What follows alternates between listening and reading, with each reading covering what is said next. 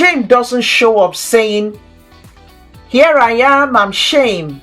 No, it shows up as a sentence, as a thought that says, "Who do you think you are? You're not ready. You'll be exposed. You get found out." Welcome to the Lead to Excel podcast. I'm Maureen Chiana.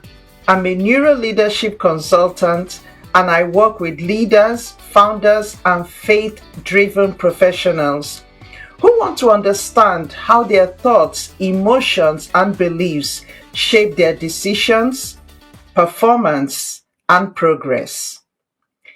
Here we bring together neuroscience, emotional intelligence, and scripture to help you achieve clarity, because when you understand how your brain works, you stop blaming yourself and start leading yourself differently.